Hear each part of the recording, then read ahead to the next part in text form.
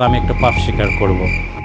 কাঠামোর এক প্রান্তে বসে অপর প্রান্তের মানুষকে নিজের পাপের ঘটনা স্বীকার করে মুক্তি চাওয়া, এটাই হচ্ছে সেই পাপ স্বীকার। আর এখানে দেখতে পাচ্ছেন এই নীলারটা, তাকে জানুপাত করতে হয় এখানে, ঠিক এইভাবেই তাকে জানুপাত করতে হয় দু হাঁটু দিয়ে এখানে, যাতে ব্যক্তিকে দেখা না যায় তার জন্যেই এই পর্দাটা ব্যবস্থা করা হয়েছে। তবে আধুনিক কালে আমাদের যুবক যুবতীরা এবং আমাদের থিওলজি অনুযায়ী এখন এটাকে আর বেশি ব্যবহার করা হয় না। আগে অনেক বড় বড় ব্যাপার ছিল, কিন্তু এখন সরাসরি এরকম সামান্য চেয়ারের মধ্যে পাশাপাশি বসে মুখোমুখি পাপ স্বীকার করে। এখনো মানুষ আমাদের কাছে অফিসে বা কোনো জায়গায় এসে ফাদার আমি একটু পাপ স্বীকার করব, তাহলে সেখানে সে কথাটা বলে। This is exceptional in all over the world. আরেকটা মজার বিষয়, এই যে পাপ সে বলে গেল, এটা হচ্ছে সিল অফ কনফেশন বলা হয়। এই পাপের কথা একজন ফাদারকে মেরে কেটে ফেললেও তিনি কোনো দিন কারো কাছে প্রকাশ করবেন না, করেন না।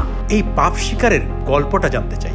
আসলে এটা হচ্ছে একটা কনফেশনার বা কনফেশন নীলার। কনফেশন কিছু স্বীকার করা। কি স্বীকার করা? ব্যক্তি জীবনে দোষ, দুর্বলতা, পাপ, অন্যায়, অপরাধ সব কিছু না লুকিয়ে অকপটে স্বীকার করা। কিন্তু একমাত্র ঈশ্বর আল্লাহর কাছে তো সেটা স্বীকার করতে পারি, মানুষের কাছে কেন করব? কিন্তু এই ভিন্নতাটা ক্যাথলিক ধর্মে, অর্থোডক্স চার্চের মধ্যে আছে। একটা খ্রিস্টান জীবনের মধ্যে, বিশেষ করে ক্যাথলিক অর্থোডক্স চার্চে 7টা সাক্রামেন্ট আছে। তাহলে তার মধ্যে একজন খ্রিস্টানকে ধর্ম দীক্ষা, অবগাহন বা বাপ্তিস্ম নিতেই হবে শিশুবেলায় অথবা জীবনের যে কোনো সময়। ওইটা না হলে কেউ কখনো খ্রিস্টান হতে পারবে না। এটাকে বলা হয় সাক্রামেন্ট অফ ইনিশিয়েশন, প্রবেশ দ্বার। এই গির্জার দ্বারটা না হলে আমরা আসতে পারতাম না। তাহলে বাপ্তিস্ম না হলে কেউ কোনোদিন খ্রিস্টান হতে পারবে না। তাহলে প্রথমত তাকে ধর্ম দীক্ষা, অবগাহন বা বাপ্তিস্ম, বাপ্তিজারে অর্থই হচ্ছে টু ইমার্স ইনটু ওয়াটার। কেন জলে? কারণ জলের আছে শোধনকারী ক্ষমতা, ময়লাকে ধুয়ে দেয়। তাহলে পাপ একটা ময়লা, এটা ধোয়ার জন্য বাপ্তিস্ম। এবং সেটা বাপ্তিস্মটা আবার সাধারণ বয়সে জ্ঞানে যে পাপ করেছে সেটা না।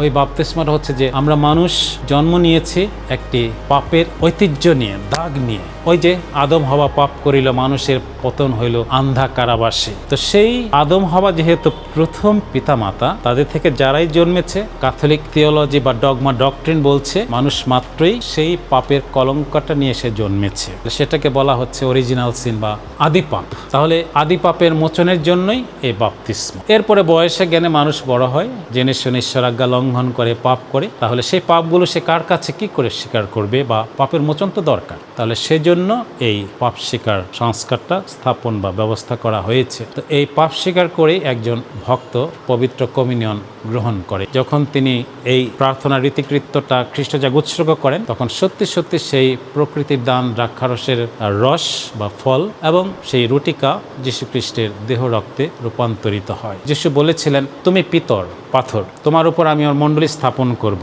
আবার এই কথা বলেছেন, এই পাপ ক্ষমার অধিকার তোমাকে দেওয়া হলো। এই পৃথিবীতে যার পাপ তুমি ক্ষমা করবে সেটা ক্ষমা করাই হবে, যেটা ক্ষমা করবে না সেটা ক্ষমা করা হবে না বা রয়ে যাবে অক্ষমা হিসেবে। তাহলে এই সাক্রামেন্টটায় একজন যাজক, ক্যাথলিক বা অর্থোডক্স যাজক, তিনি একজন মেডিয়েটর, মধ্যস্থতাকারী। যীশু খ্রিস্ট ঈশ্বর মানুষের মধ্যস্থতাকারী। তাহলে এখানে একজন ভক্ত মানুষ আর ঈশ্বর, তার মাঝখানে একজন যাজক এই পাপ স্বীকারটা শ্রবণ করেন। তার একটা নির্দিষ্ট কৃতি আছে। 5টা বিষয়ে মন পরীক্ষা করতে হয়, অনুতাপ করতে হয় পাপের জন্য, তাকে সংকল্প করতে হয় যে এই পাপগুলো করে অন্যের ক্ষতি করেছি বা আল্লাহ অসন্তুষ্টির কারণ হয়েছি, তাহলে এগুলো আমি আর করব না। তারপর সংকল্প আমি আর পাপ করব না। তারপরে শেষে যখন এখানে যাজকের কাছে নির্দিষ্ট রীতিকৃত্যে পাপগুলো স্বীকার করে, তখন তিনি তাকে কিছু উপদেশ, সদুপদেশ দেন। তারপরে তার জন্য প্রার্থনা করেন। বিশেষ পাপ ক্ষমাদানের যে প্রার্থনা আছে সেটা দিয়ে তাকে ক্ষমাদান করে বিদায় করা হয়। তো এটা সেই 7টা সাক্রামেন্টের একটি সাক্রামেন্ট এখানে। এবং এটা জীবন একবার না, প্রথম পাপ স্বীকার অনেক আনন্দে করা হয়। তারপর রীতি আছে প্রতি বছর অন্তত একবার পাপ স্বীকার করবে, কিন্তু ঘন ঘন করা যায়। যে যত বেশি ধর্মচর্চা করে সে ঘন ঘন পাপ স্বীকার করে, আর কেউ হয়তো বছরে একবার, দুবার বা উৎসব অনুষ্ঠান উপলক্ষে মাত্র করে। একজন যাজক যদি সেই কোয়ালিটির যাজকও হন, কিন্তু যে পাপ স্বীকার করছে সে কিন্তু ঈশ্বরের কাছ থেকে একইভাবে পবিত্র আশীর্বাদ, কৃপা পাচ্ছে। তোমার পাপ ক্ষমা করা হলো, শান্তিতে যাও, আর পাপ করো না, এটা বলে দেওয়া হয়, আর পাপ করো না। কিন্তু মানুষ একই বিষয়ে আবার ঘুরে ফিরে একই আবর্তে আমরা ঘুরপাক খাই। হ্যাঁ, এটা হচ্ছে আমাদের যাজকীয় স্টোল। নিশ্চয়ই উত্তরীয় এখন অনেক সম্মানের সঙ্গে পড়ানো হয়, কিন্তু এই স্টোলটা এটা বেগুনি কালার, এটা সাইন অফ রিপেন্টেন্স, অনুতাপের চিহ্ন। তাই সেই জন্য এটা যখন পড়া হয় তখন এইভাবে যাজককে এটা পড়ে এখানে তাকে বসে তারপরে পাপ স্বীকার শুনতে হয়, এই আর কি। কারণ এটা যীশু খ্রিস্টের যাজকীয় জীবনের চিহ্ন, তিনি মহাযাজক। তাহলে সেই মহাযাজকের চিহ্ন স্বরূপ এই স্টোলটাকে পরিধান করা হয়।